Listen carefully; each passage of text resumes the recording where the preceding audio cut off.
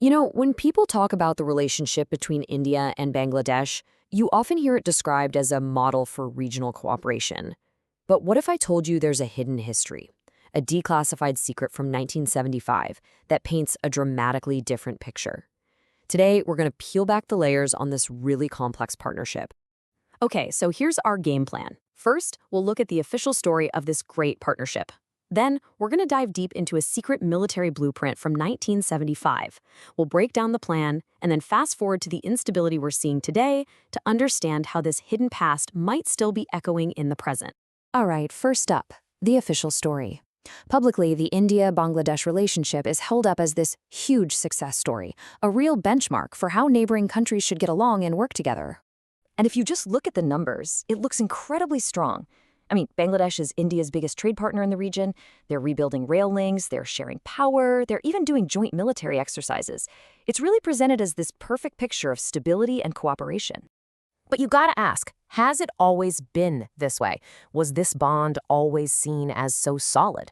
Well, the historical record reveals a moment when the calculations were, let's just say, entirely different. The answer is right here, in this one secret document. This is a declassified CIA memorandum from November of 1975. And the title alone, wow.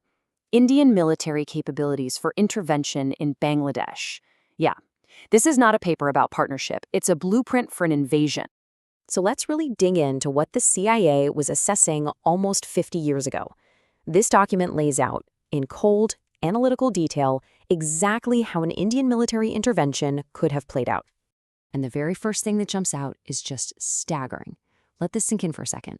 Within 3 days, the CIA believed India could launch a full-on military operation on just 72 hours' notice. That is an incredible state of readiness for a scenario that was never, ever mentioned in public. And the scale of this was massive. The CIA estimated that India could commit over 150,000 ground troops. And here's the crucial part. They could do it without really weakening their defenses against China or Pakistan. This was a dedicated, ready-to-go invasion force. So how was that even possible? Well, it all came down to a very clear military advantage. The memo breaks down precisely how the two militaries stacked up against each other back then. And the contrast the CIA painted is just stark. I mean, it's night and day. On one side, you've got Indian forces, confident, experienced, still riding high from their 1971 victory. On the other side, the brand new Bangladesh military, inexperienced, ill-equipped, and in the CIA's words, seriously deficient in planning. The conclusion was blunt. India had a clear edge across the board. And this wasn't just some vague, theoretical idea. The CIA document actually breaks down the specific units it believed were earmarked for this potential operation. You can see formations from India's Eastern Command and its General Reserve, including multiple mountain and infantry divisions, and even a parachute brigade. This was detailed stuff. This declassified map from that very report shows us exactly what they were thinking. The circled units are the forces the CIA believed were poised to strike, strategically positioned all along the border, just ready to move. So with this kind of overwhelming military advantage, what was the actual plan of attack that the document laid out? How would this whole thing have unfolded? This map is really the heart of the intelligence memo. It lays out the likely Indian avenues of approach. You can see these multiple attack routes coming in from the west, the north, and the east. The strategy was clear. A multi-pronged invasion meant to overwhelm and chop up Bangladeshi forces, with all roads leading straight to the capital, Dhaka. The whole plan was built for speed. Kick off the attack in just 3 days. Use overwhelming force. We're talking airborne assaults, helicopters, the whole 9 yards, to grab your objectives quickly. And the CIA's final assessment?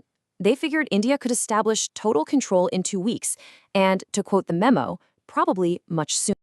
So that's the secret history, a chillingly detailed contingency plan from 1975. But why does any of this matter today? Well, let's fast forward almost 50 years to see why this old blueprint has suddenly gained a whole new relevance. The reason this is all coming up again is because of modern analysis, like this recent brief from the Vivekananda International Foundation.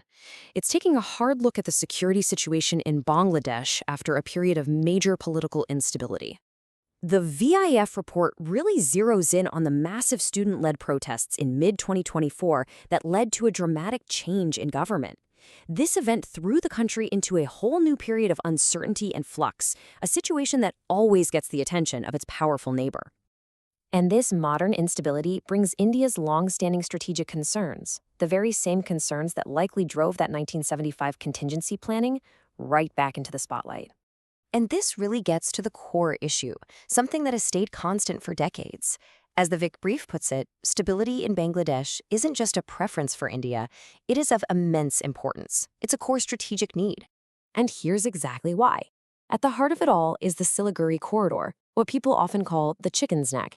It's this tiny, vulnerable strip of Indian land squeezed between Nepal and Bangladesh that connects to its entire northeastern region. Any instability in Bangladesh threatens this corridor, threatens vital transit routes, and threatens the security of India's northeast as a whole. The geography hasn't changed since 1975, and neither has its strategic importance. Which brings us to our final question. Look, the world is different now, the political realities are different.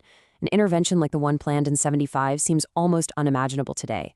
And yet, when a nation's core strategic interests are threatened by instability right on its border, you have to wonder, how much do these old, meticulously planned blueprints continue to echo in the contingency plans of the present? That's a question worth thinking about.